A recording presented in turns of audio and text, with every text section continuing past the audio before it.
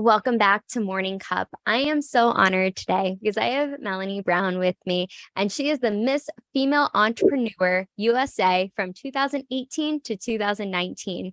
She is passionate about youth embracing their true brilliance. Melanie loves sharing her message. When you build a life you love to live, you don't want to leave. Loving teens back to life and rebuilding and revitalizing love relationships is her work in the world. Remember, create joy. Thank you so much for being here with us today. Thank you for having me, Caroline. It's so nice to chat with you today. Absolutely. So I would love for you to just really dive into your journey, how you got here today, and then we can dive a little bit deeper as well. Oh my gosh, how long of a journey do you want to know? How much time do we have? Right? What time do we have? So, wow. Where I am today is kind of an amazing journey. I guess we all have our hard struggles, right? And the things that we overcome to really find, I don't know, what would you call it? Find your calling or your space in the world where it lights up your life, I think. And as entrepreneurs, I feel like that's really what we search for, because we're not satisfied really with the 9 to 5 and making our boss money, right? Yes. I went through a divorce in 1998. I guess we'll go there. Was working a job. In my previous existence, I was an accountant in a corporate office, so that was me. And raising my very large family. I have 9 children, 7 by birth and 2 by adoption. And at the time of my divorce, I had 6 children left at home, and I got laid off my job the month my divorce was final, and my life got really kind of crazy and scary. And looking back at some point now in my journey, I realized more and more how emotionally and verbally abusive that relationship was and how long it took me to get out of it. And it was a 19-year relationship. And I realized it took me about 4 years post divorce to really get my head unmuddled from all of the manipulation and nonsense that went on. And then I ended up going back to school to get my degree. I started out getting a bachelor's degree in business management, University. And I mentioned to my marketing prof that I wanted to create an organization that helped women and their children have the resources they needed after divorce, because literally by the time I found what I needed, I didn't need it anymore. And he said, oh, well, you need to get a master's in social work. And so I did. And I have really loved that journey. Started working with a big variety of clients, right? When you start in any kind of business, you kind of take what you get. And found that I really, really love working with couples. Really love, I'm really good at it. And I have like a 97% success rate in rebuilding and revitalizing love relationships. So that has been a fascinating, wonderful journey. But I ended up having a son that completed a suicide 7 years ago. And that has really launched me in the direction of trying to understand suicide. I know that's a scary word for a lot of people, and I believe that we need to be able to say that. So that's why I'm open to expressing that. A lot of people avoid that word. It's kind of like the C word, cancer, but this is the S word, not sex. And I have come to realize in my journey that actually sex is like suicide. We think if we don't talk to our kids about it, they won't do it, and we're wrong. We're wrong. The National Association of Mental Health, NAMI, their statistic research BC, before COVID, Mhm. was that in the United States, and other countries kind of mirror this, some more, some less, right? But in the United States, 1 in every 3 10 to 17-year-old that dies takes their own life. And we have children now as young as 5, 6 years old committing suicide, which is so hard for me to fathom and so heartbreaking. Yeah. Just prior to COVID, they put out their new findings, and that was that 1 in 2, 10 to 17-year-olds that die in the US take their life. Every other 10-year-old that dies. This can't be. And the brief kind of work that they've done on understanding the impact of COVID and all of the world changing stuff that's happened with that is that suicide rates have gone up 60%. Mhm. It's much higher in our LGBTQIA kind of realm, right? Mhm. So I was just like, oh my gosh, heartbroken. When my son passed away, I was already a therapist. Mhm. So there's the heartbreak of being a mother and losing a child, and the heartbreak of being a mother who not only should I have known how to fix it because I'm his mom, right? But Mhm. also because I'm a therapist, I should have known. So I'm a spiritual person.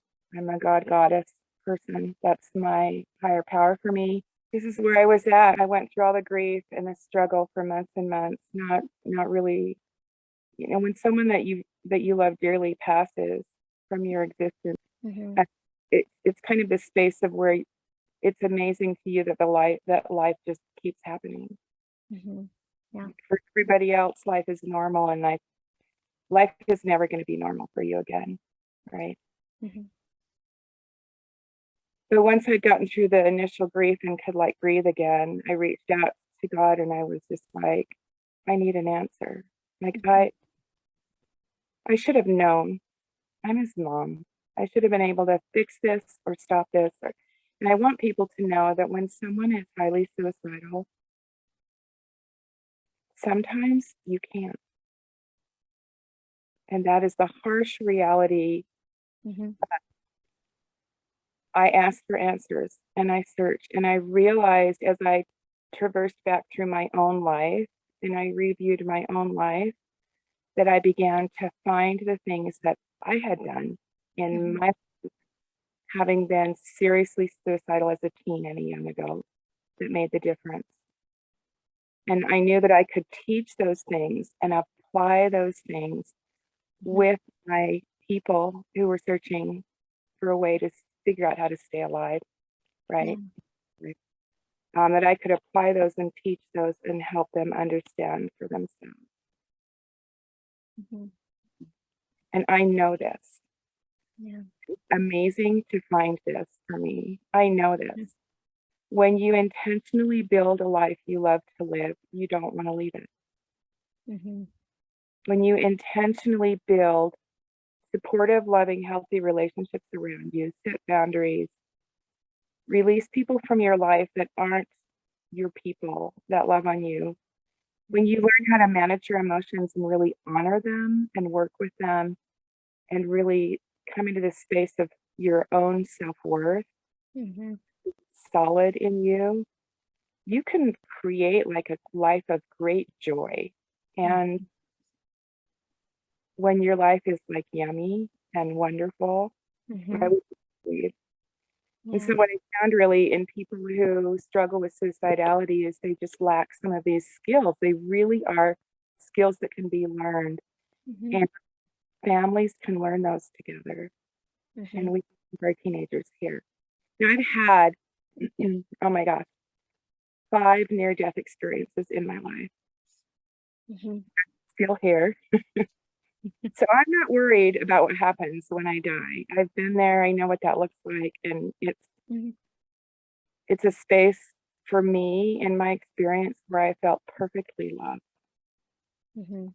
Nothing that I needed to do to be better or more valuable than I am.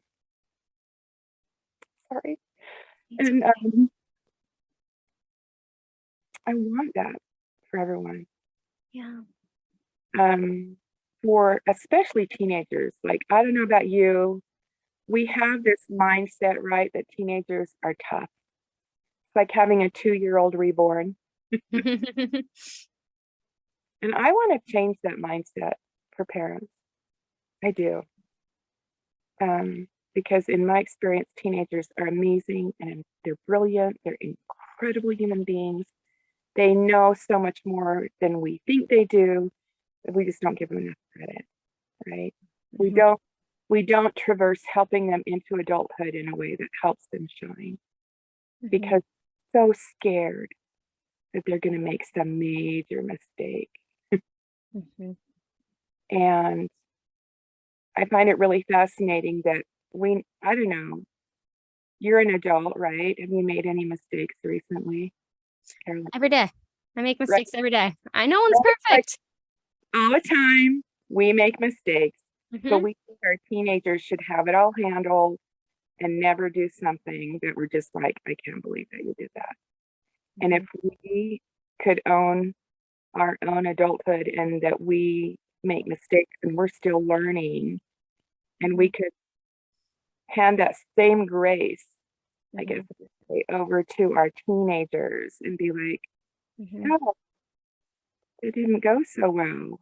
What are you thinking about this? And have conversations. Could we get out of our mom and dad voice, like, you need to fix this, and you need to straighten this, and you need to do this right? Like, Yeah. we can sit with them. You will find that teenagers already know when they screwed up, and some great loving conversations can be had about the lessons learned, right? They're amazing. They're amazing.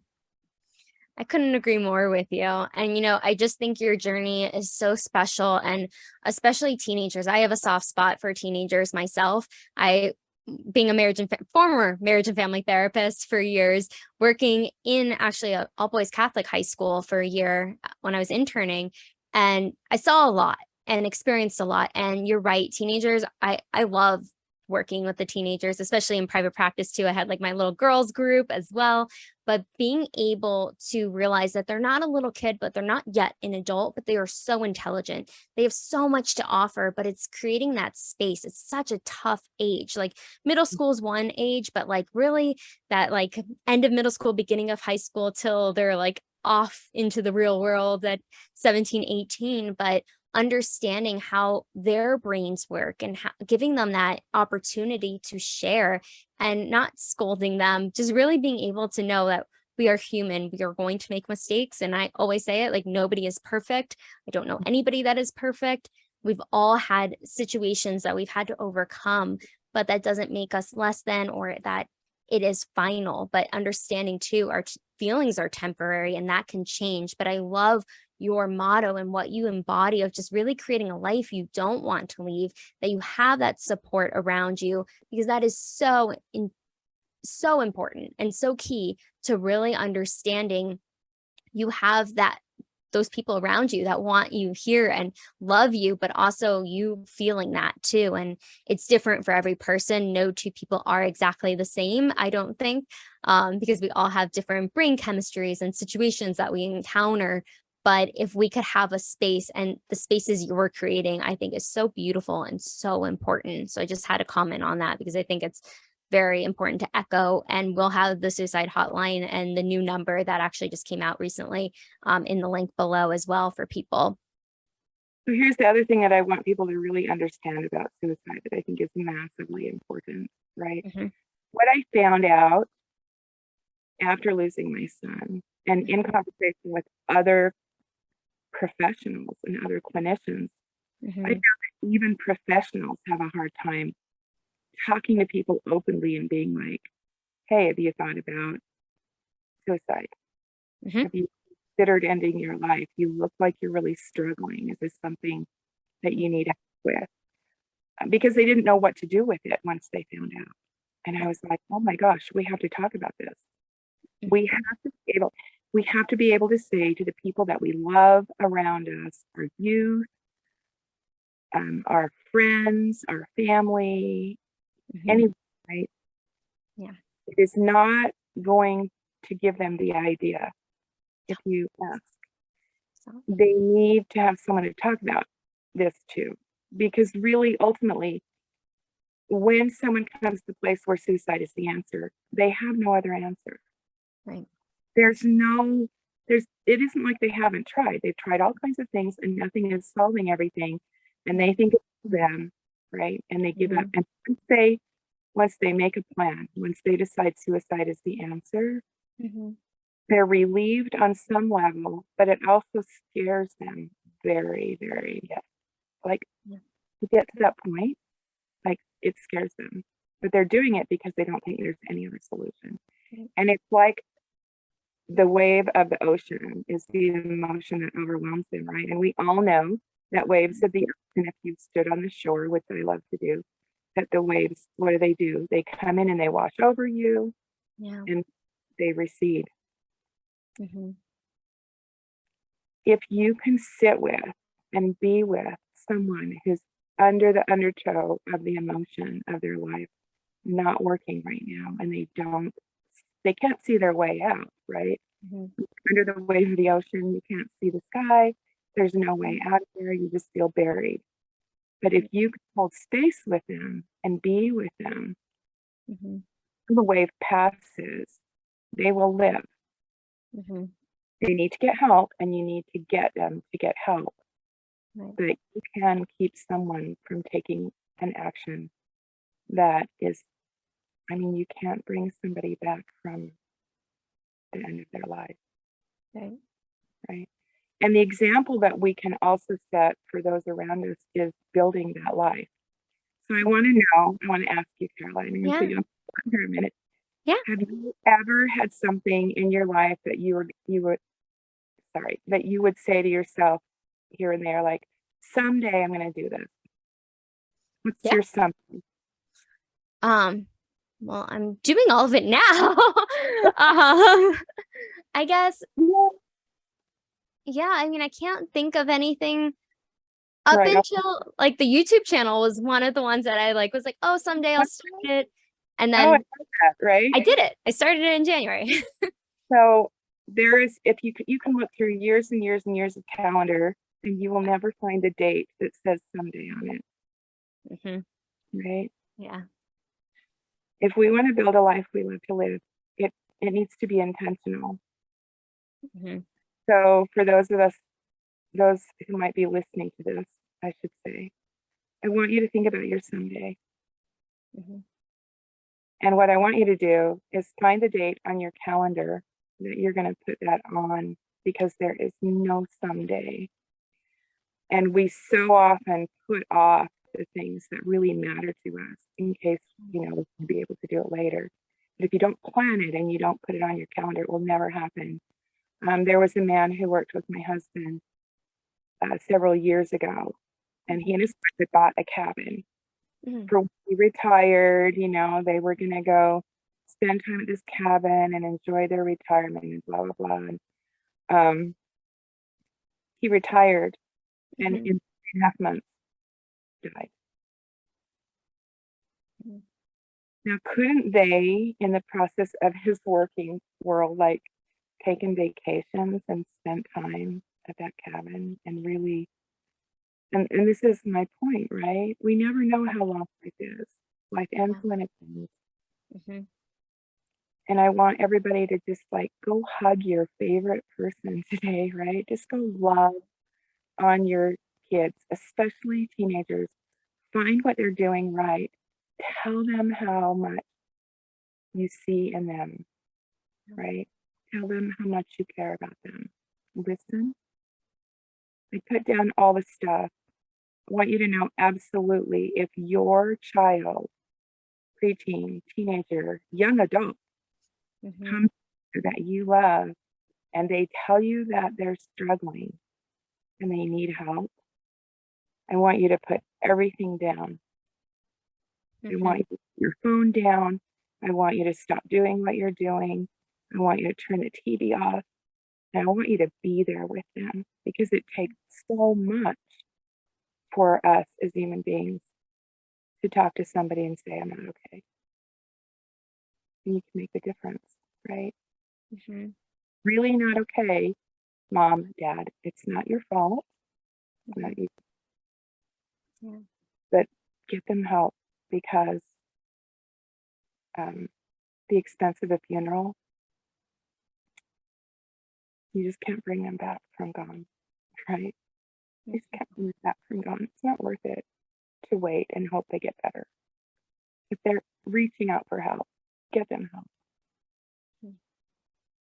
Absolutely. And I appreciate you bringing in this to the conversation, because like what we were saying earlier too, and what you had said is really about being able to talk about it, not hiding around the words of suicide, having prevention, having help, getting the necessary help, especially if your child or any loved one is coming to you saying they're struggling, having the resources. I will leave some other resources as well below, but you aren't provoking them by talking about it. You're giving them a space to talk about it so they can get the help that they need. And I think that is so imperative because I know when I first started as an like pre-practicum internship as a therapist, I was worried about that because I didn't want to like provoke anyone or anything like that, but realizing that you are just creating such a beautiful, sacred space for them to work through what's going on.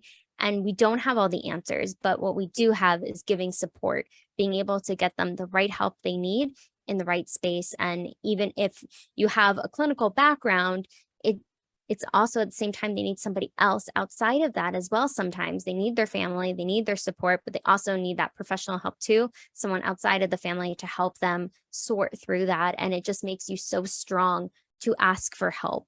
At least that's what I think. It's a vulnerability, but it just shows how strong you are to ask for help when you're not okay. And it's okay not to be okay, but getting the help you need. And as parents, right? Yeah. Our kids don't come with like a user's manual. No, it's the hardest job in the world. I'm not a parent, but I think it's the hardest job. I've been a parent before, so I'm not expecting that you're going to do this perfect job parenting, but we think that we ought to. And I want to give parents permission to just be human, right? It's not, when you're reaching for help and care and support outside your family for your child or your teenager, it is not failing in you, right? Mm-hmm. It's just like, let's say you're walking down a path, like you're hiking. Mm-hmm. You're going along and you trip over a rock and you fall down and you break your leg, and your leg, like you're bleeding profusely. You're Mm-hmm. not going to get up and like brush the blood off and be like, it's okay, I'm fine, and keep walking if you've got a broken leg. Yeah. No, you are going to go to the emergency room and you are going to have an x-ray, and they're going to set your leg and fix it. You don't just pretend it's okay. Yeah. And it's the same way with your mental health and the struggles that you have. Mm-hmm. Please, if you're struggling, if your teenager is struggling, if your relationship is struggling, don't like brush your leg off and be like, it's okay, I'm fine, I got this, right? It's okay for you to not know how to fix it when it gets really bad.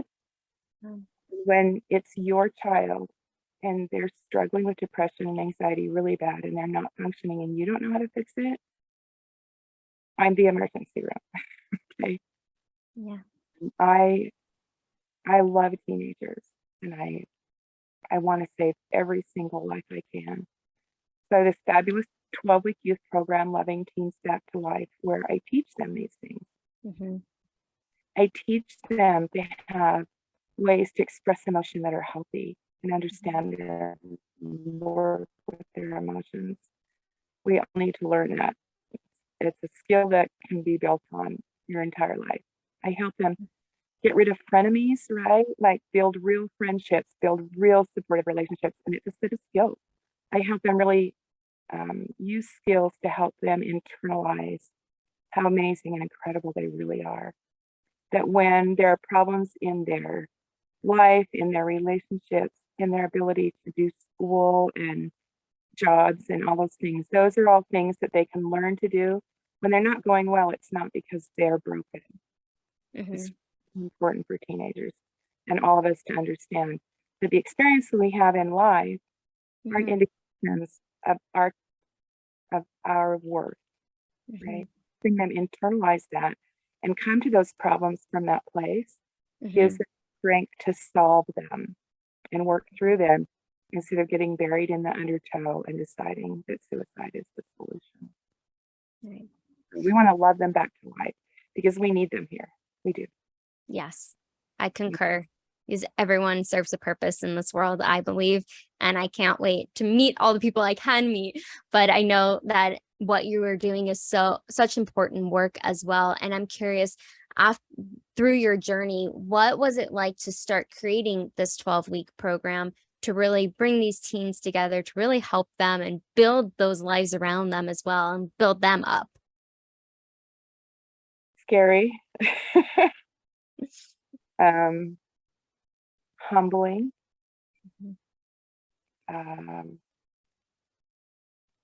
Just really leaning into inspiration and being willing to explore my own journey and what helped and didn't help, what made a difference for me, what kept me on this planet, what for me to move on to my next experience, right? And allowing myself to own that those were the things that helped me so that I could learn how to help other people. And I have loved working with my clients. It just, I don't know, floats my boat. Makes me so happy. And there are people who are like, how can you do that, right? Like, how can you work with teenagers? They're so tough, and families and all that, relationships and all that. Like, doesn't that just wear you out and tear you down? And I'm no, like, it makes me so stoked when I have someone who comes to me and they're just like, I don't know how to fix this. Struggling so bad. This hurts so bad. I just am so lost. I'm just like, and to help them learn skills and see them, put them in practice.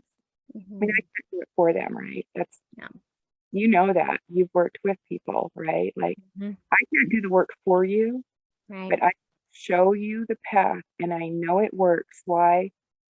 Because I'm still alive on this planet. That's why. Absolutely. I didn't understand when my son was going through what he's going through. I didn't understand what to look for. I didn't understand who to turn to. And so I'm here. Like, I'll have a conversation with anybody, anytime. I do free consultations all the time. I just want people who are really struggling to find their way through that, because once you push through the struggle, like, it's like lifting weights, right? It's like lifting mental, emotional weights to build your mental and emotional body. And it's tough sometimes. It hurts. It's sore. It's like, right? Yeah.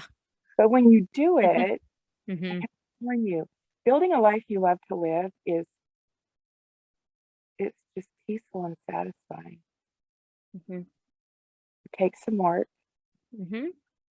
And there's always a new thing that you're kind of looking at and sorting out, and that's okay. But the skills that you can learn, the skills that your teenager, your preteen, your child can learn, can take them through the rest of their life.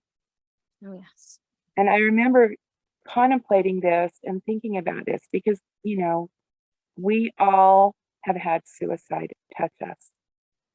So I would almost 100% guarantee that any person that you talk to has had a child, a sibling, a parent, a friend, an associate that has either taken their life or attempted to take their life.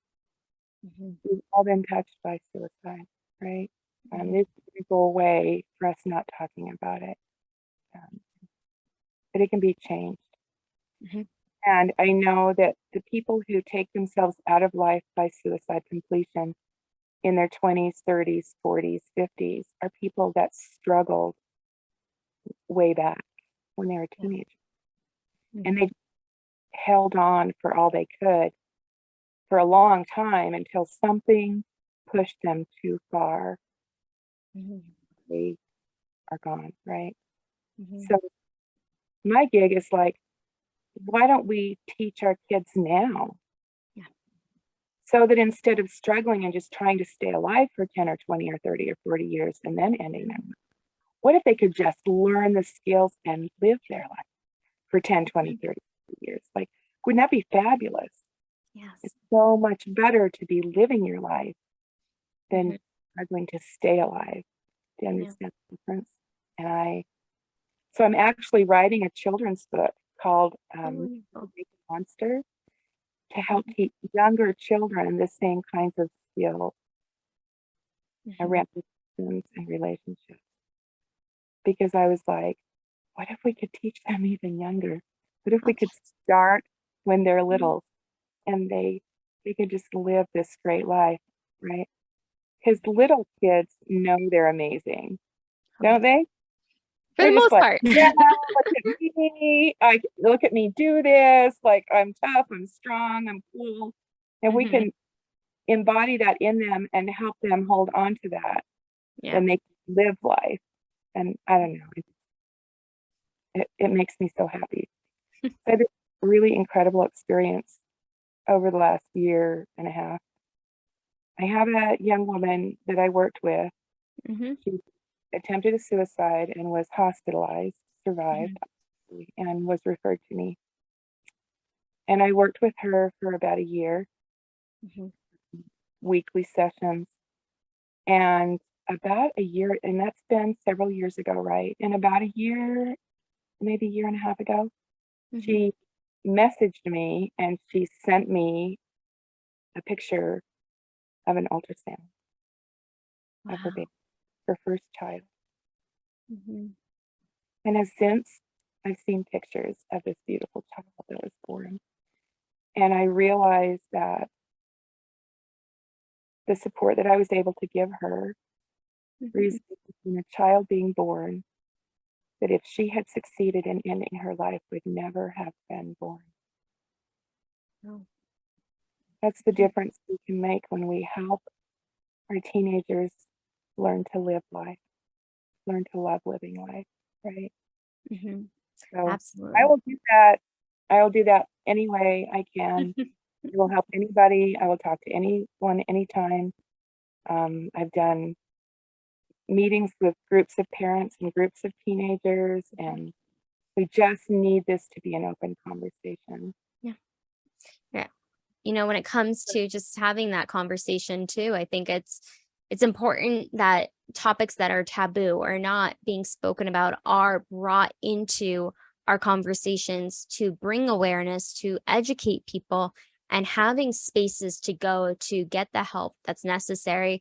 Because you're right, it's not something that is talked about nearly enough. I mean, it definitely has come out a little bit more in the last 2 years in particular. I've seen more things, more posts like that are positive around talking about it, or more conversations that are being televised or on podcasts, YouTube channels, because I do think it is something that's dear to my heart when it comes to mental health. And even though I don't practice anymore, I'm still such a huge advocate for mental health and mental wellness and being able to have the resources. So knowing that we have you that we could refer people to, or having other professionals as well, there is so many resources, but tapping into that and knowing that they're not alone and people want to see them do well, even if sometimes it's not in the immediate family, but having a support network around you, knowing that you are valued, you matter, this life matters. And like what you're saying too, creating a life that you absolutely love and that you don't want to leave. And I'm curious, because I was going to ask you about a client, but you mentioned the wonderful woman. But I'm curious, with your journey of entrepreneurship thus far, what has been maybe 2 or 3 tips that you could give us today that you wish you would have known when you started your journey? If I could go talk to Melanie starting my entrepreneur journey, I would have told her that one of the most important things that you can do as an entrepreneur is build you. Yeah. Most of us, when we're in the entrepreneur journey, have many, many moments of like, who do I think I am? to do this, right? Yeah. But it's your movement to do that. It's your vision. It's your heart Mm-hmm. move to do that because it is yours. Mm-hmm. It is yours. Yeah.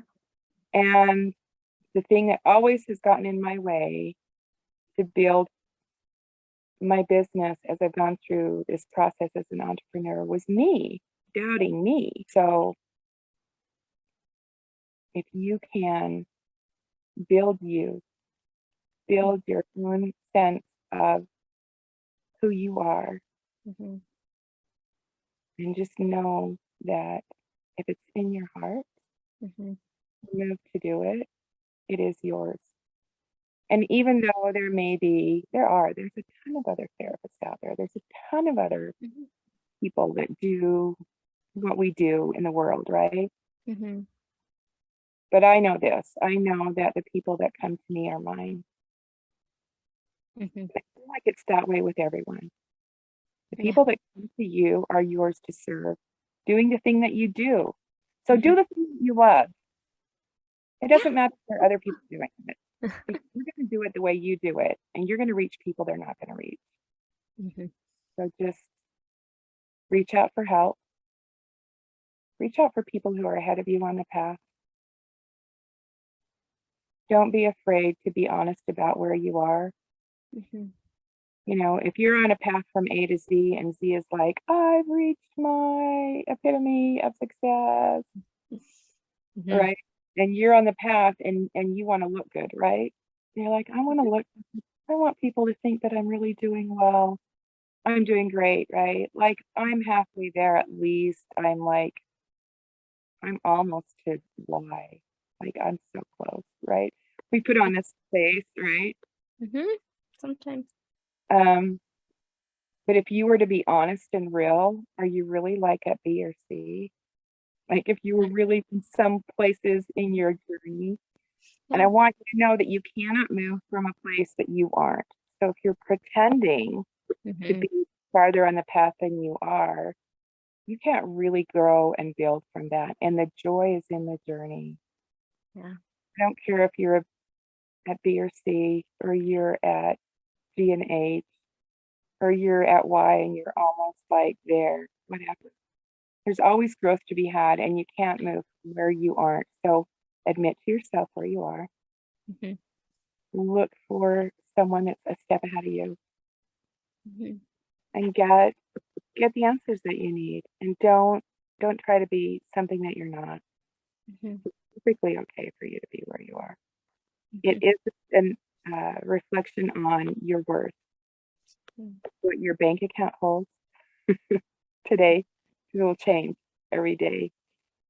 And it's not a reflection of your worth where you are on the journey in your relationship with yourself, with your higher power, with your spouse, with your children, with your journey in life. That's just your journey. That's just your process. So you are amazing, brilliant, incredible, valuable, important. If it's your heart to do something, do it and find some joy in getting it done. Don't beat yourself up so much.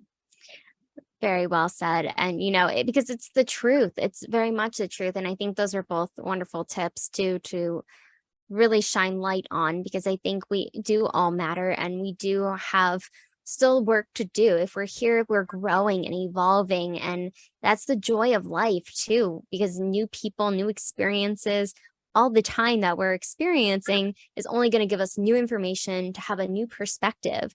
And if we're not here, we won't be able to get that. And that's why it's like what you're saying too, like having the dates planned out of what's to come, of all the amazing things that you were capable of having, experiencing as well.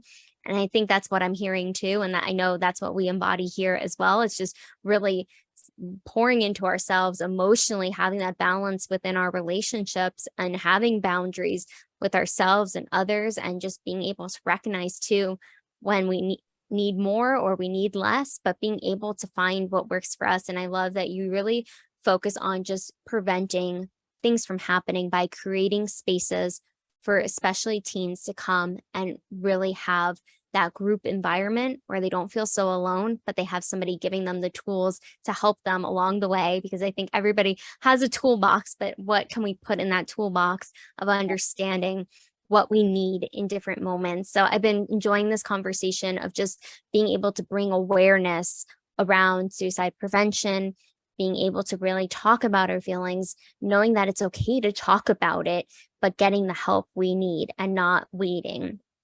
Being able to be open to it, especially the parents listening or anybody else listening, making sure that you are having those conversations with your kids, that if something's not okay, having that discussion, it's okay to talk about their feelings and validating their feelings, but then getting them help, especially with Melanie or anyone else that can really help too. But especially, I think it's so important what you're doing. The work is beyond this world, but being able to really healing these hearts that you are coming in contact with and just really letting them know they're not alone and there's space for them.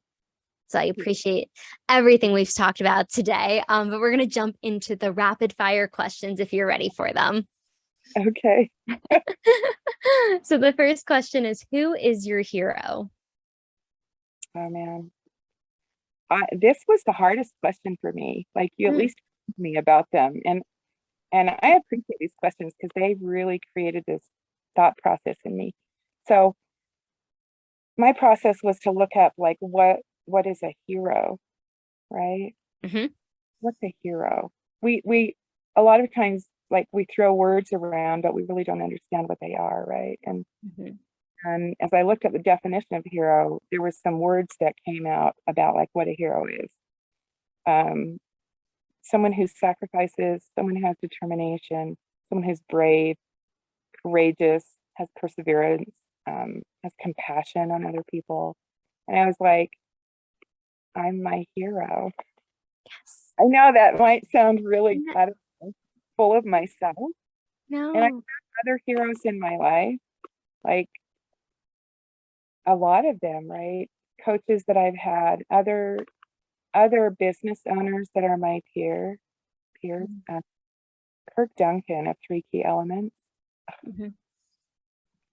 I've gone to a ton of his events and followed a lot of things with him. I've been in his mastermind. He's fabulous. And what I love about him is he's real and he has integrity, and he comes from a place of being open about his own struggle and still growing in being an entrepreneur, right? And so I guess what I want to say is, all of you out there who are entrepreneurs and you're still kicking and fighting for your dreams, all of you parents, especially single moms and dads that are still pushing and fighting to be the best person for your children, you're my heroes. All of you who have struggled with an addiction and you're in recovery and you relapse and you get back on it, you're my heroes.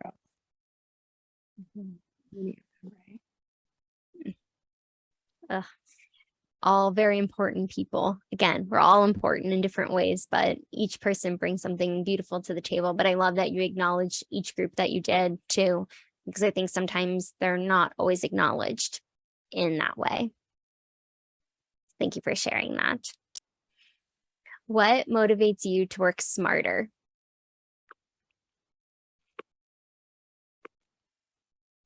Honestly, because I love to play. But I'm always having to work on that one, right? I am a visionary type. I'm like up in the clouds, like I have a big vision, and the details of everything just bogs me down and makes me like frustrated so bad. So the thing that motivates me to work smarter is just to give me more time and space to be and play and to enjoy life. So I'm the kind of person that has to, like, let's get the work done because the fun stuff has got to be there.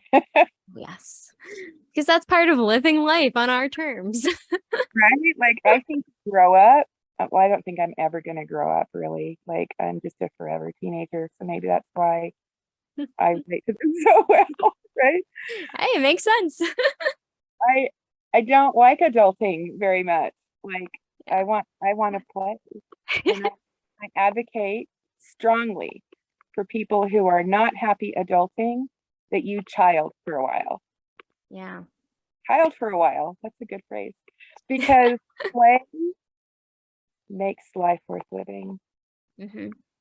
Nobody is going to get to the end of their life and be like, oh man, I'm so excited that I spent 40 hours a week for 500 million years working. That was like the best experience.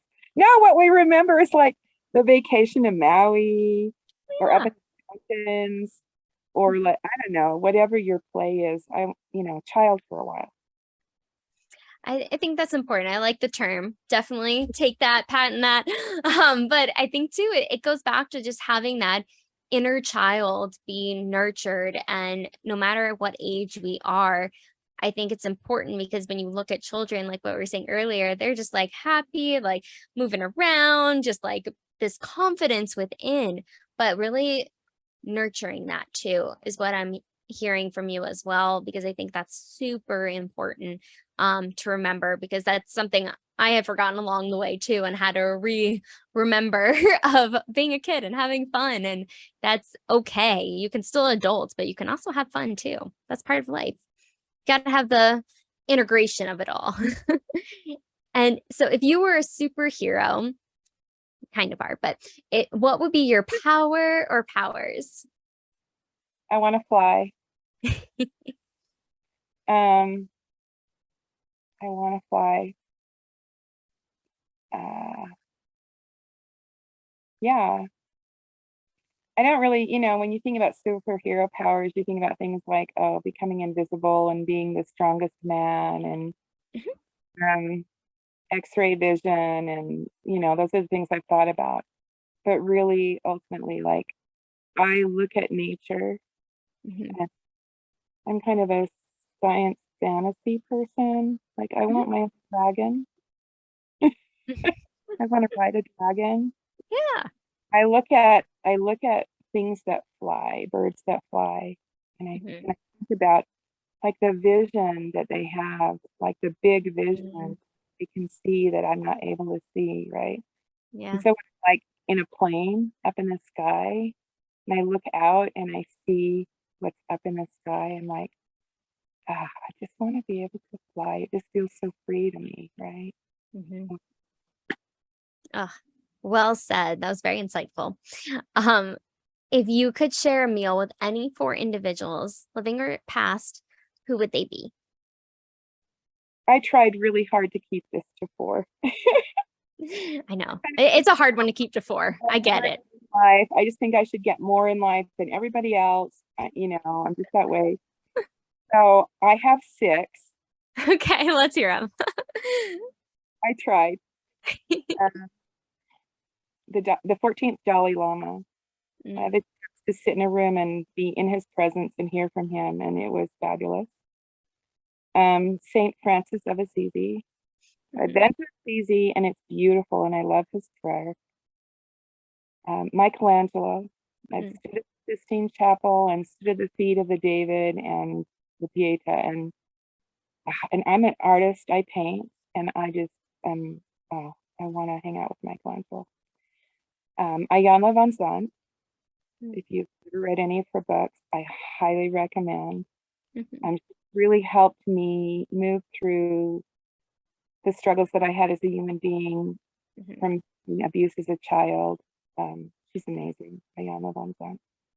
Pope John Paul II. He's all about love, and I just, I love him.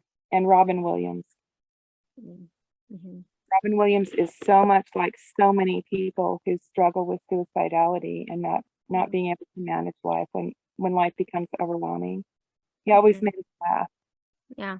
He always wanted everybody to feel better than he felt, right? And so if you know somebody that's like that they always seem happy, be sure you check up on them too, right? Like Yes. I love all of the laughter that he left us, and I was so brokenhearted when he went away. He chose to be done, right? Yeah.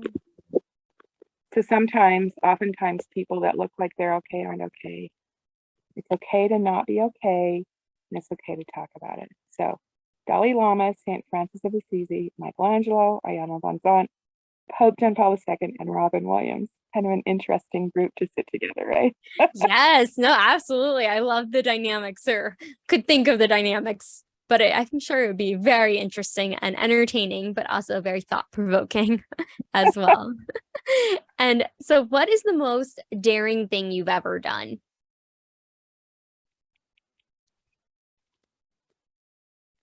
Oh my God.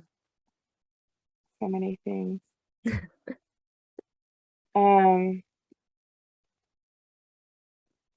There's not a thing.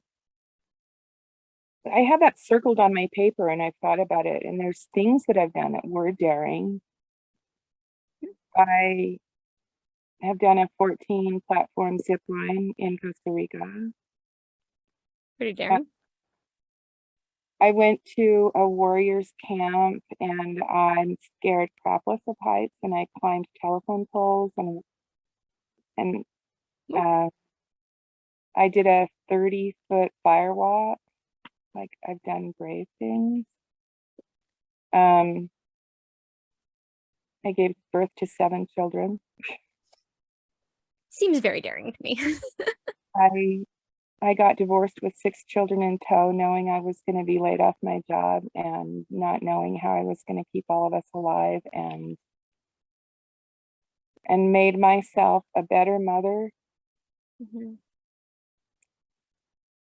I've touched on the abuse that I've experienced in my childhood and did inner child work. It's daring when you step into your mental health struggle and you walk into a room with somebody and say, I need help, and you trust them. I think that's daring. I think all my clients are daring. Building my own business is daring. A lot of daring things.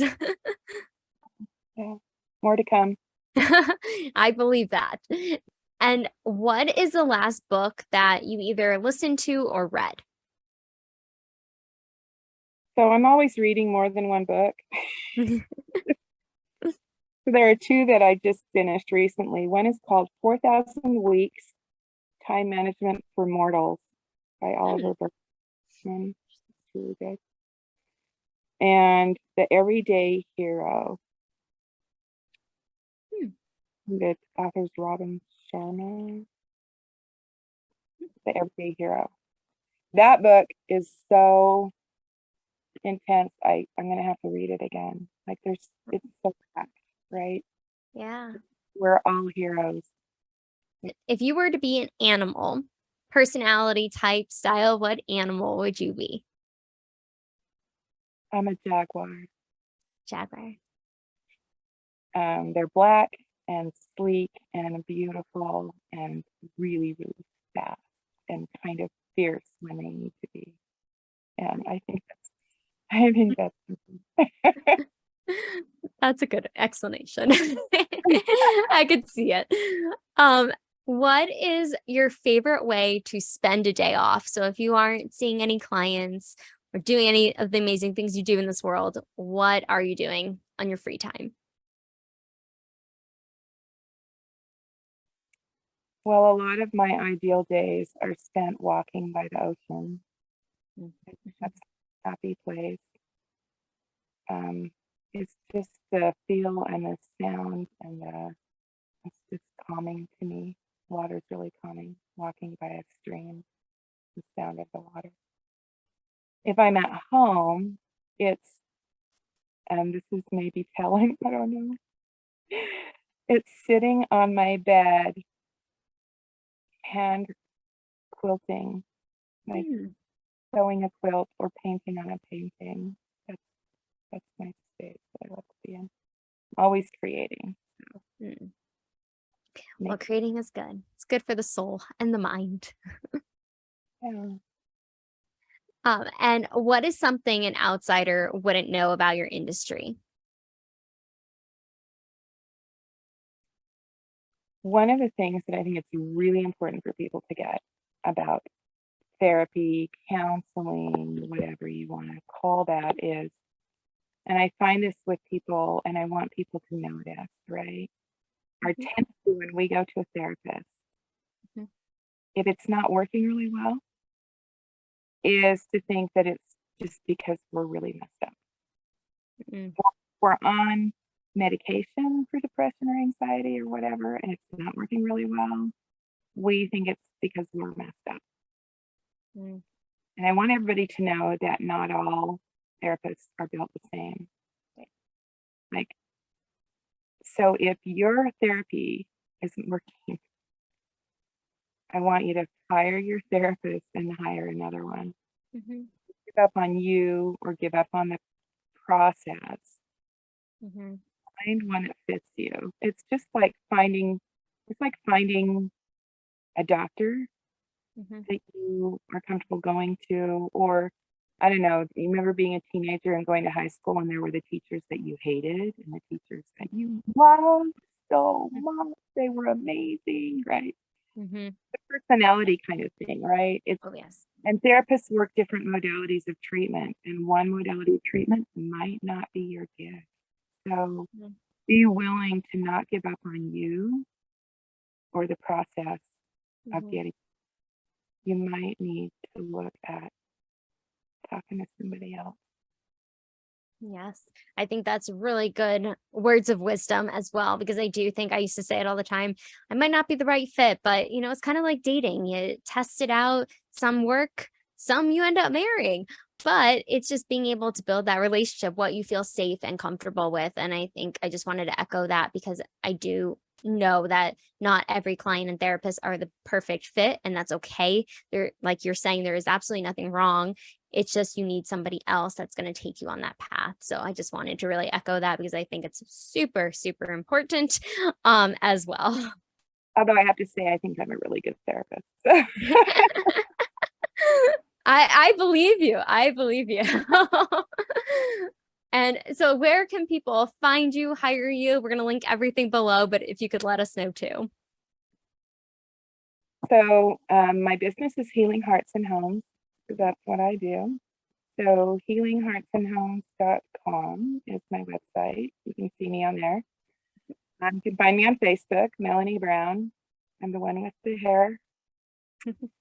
And you can message me that way. And I'm always willing to chat with people and set up a conversation for a, consultation call to see what you're needing. And if I can help you personally, or I can get you on the road to the help that you need, I love doing that.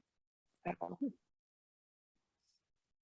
And speaking of someday, I have to admit that my someday is I'm launching a podcast.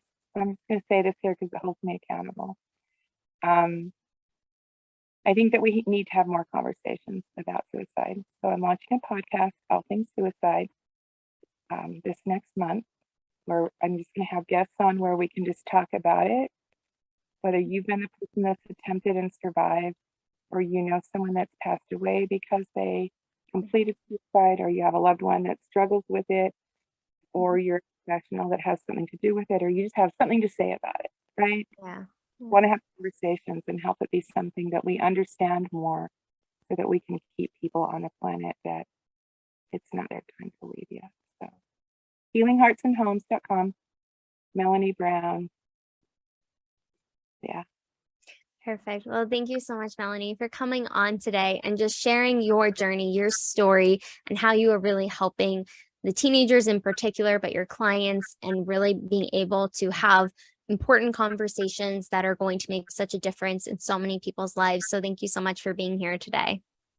Thanks for just chatting with me, Caroline. It was great.